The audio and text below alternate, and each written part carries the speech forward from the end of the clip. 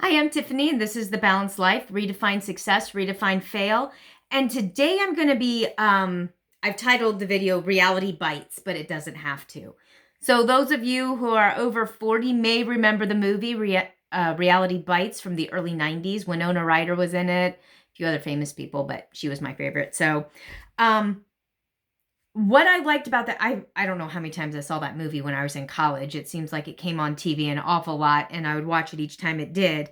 Um, but the movie was about idealism crashing into what we now call adulting. So Winona Ryder's character had been very successful in college and had been a person who had done well and had big dreams for her life. And after she graduated from college, she kind of realized that's not how the real world is. The things that made me successful in college are not making me successful after college. It's actually kind of funny because I had a very similar experience when I entered the adult realm after graduating college. Um, I had done fairly well in school, but I wasn't one of these amazing students. I worked very, very hard. I studied an awful lot, and I had no social life. I wasn't a student that could be varsity on this, varsity on that, hang out with my friends every night, have a job, and get straight A's. I spent a lot of time studying. And when I got into college, I kind of figured out college and how to do it and the process. And I created this system and routine that I had great success. And once I got that down, after I was on quarters, so we had 3 quarters a year, not 2 semesters like nearly every school has now. Um, so I had 3 years with quarters, and then I had 1 year with 2 semesters. And so after like the second term, my winter quarter of my first year, I figured out how college worked, and I just put everything in that same template again and again, and I got 4.0s quite a bit. I graduated with a 3.9 from the honors college, which was nothing like when I was in high school where I killed myself to barely get a 3.6.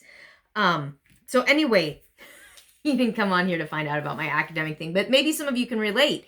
You did really well in academic setting, but didn't do well in real life. So that movie, I was thinking about it today, and I think it's probably because of Stranger Things, Winona Ryder coming back, all the 80s stuff from when I was a kid. So that movie being about idealism, I started thinking about how idealistic we still are many times. We create these illusions on social media of what our life looks like, and we think everybody else has this kind of life. I started to think about how do we find freedom? Because I think that's really what we think is going to happen when we finish school, whether it's high school, college, trade school, a learning program, and we've got this new awesome future ahead of us. And when we get out and we realize this isn't what I expected, it's like this shocker. So, how do you find freedom? First of all, who do you want to be as a person? When somebody writes your obituary, what do you want them to say about you? When somebody's describing you to somebody else, what do you hope they're saying? Number 2, who do you want to help? Who is it that you feel like you're here to make their life better? It doesn't have to be a charity. It could be your kids. It could be your neighbors. It could be your community. It could be people you work with, people you serve. Number 3, how do you want to help? Number 4, what do you want life to be? So how you answer these questions should guide your life.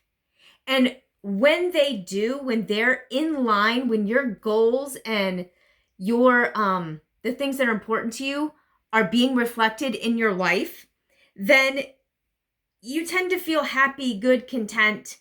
It's the frustration comes when the image we have for what life should be does not match our reality. And I feel like God kind of did this for a purpose. But we have made it a lifestyle. See, he wanted to put in us this sense of there's something more, there's something bigger and better, there's something beyond me. If you think about the book, The Purpose Driven Life, that came out a couple decades ago and just blew up all over the world, the opening line is, it's not about you. And it was so comforting for so many of us to realize it's not just about me. I want my life to be about something bigger than just my wants and needs. But now we've kind of slipped back. And I'm not blaming our kids, I'm blaming us.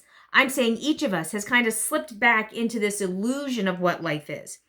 So reality does not have to bite. We use escape to try to forget the stuff we don't like instead of simply changing our life.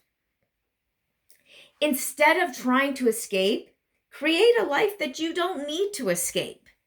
Go back to, who do you want to be? And what do you have to do to start becoming that person? Who do you want to help? Where are they? And what can you do to help them? How do you want to help? And what do you want life to be? I'm going to put a link below to an organization that helps provide surgeries for people overseas. My church shared information about this, and so I trust them. What's amazing about this is that many of these, okay, so 100% of the money donated goes towards surgeries. I have no affiliate, no tie, whatever. I'm just going to give the website. I am personally giving to these people as much as I can because, like I said, my husband and I would like to do surgical missions. We can't go and do surgical missions with these people, but we can help pay for their surgeries. And a lot of these surgeries are like $200, and a minimum donation is $5. So by giving $5 or $10, I can help make a big difference in somebody's life. And I obviously would like to do much more than that, and I will be doing much more than that, but I'm saying anybody can do this. If that's something you're interested in, you don't need thousands of dollars and weeks off from work and specialized training to go overseas. You can minister to people right here. I'm giving this example so you start to think differently. What can you do? How can you do it? And where can you do it to make a real difference? And maybe it's not giving or donating or doing whatever. Maybe you like to tutor. Maybe you just like to play chess with your grandma and you'd like to spend more time with family members. Start to do it.